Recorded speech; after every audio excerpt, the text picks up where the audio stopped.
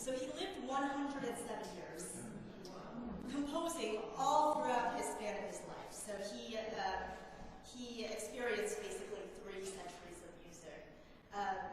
We don't know about him today because in his 30s, and this was the 1920s, he abruptly decided to stop concertizing and to stop publishing his compositions. He cited 2 reasons. One of them was that the modern American audiences of his time did not appreciate art and did not understand his art form.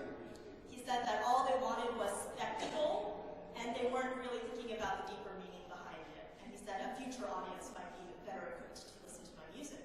And the second reason was that he felt like his hands were too small. He was a Ukrainian-American man who was very short, and he felt like he couldn't play to the quality that he wanted to. So even though he was a virtuoso, he just stopped performing. Went ahead and lived in a trailer park in Texas, and then just composed for the rest of his life in secret. So only recently, after he died, his family has been publishing his performances. So that's why we haven't heard of him until now.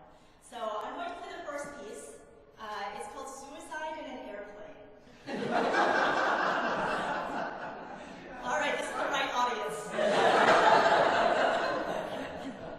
I don't think it needs any explanation. I'll just say it was published in 1918, so Ornstein was not much older than me. Very angsty, very full of emotion, and he wanted to write something about World War I. So, like he said, it's not about the spectacle, it's about the meaning behind it.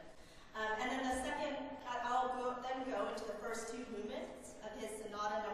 4, which I think is a nice emotional transition to something more romantic, and then at the very end, something hopeful. So, thank you, and I hope you enjoy.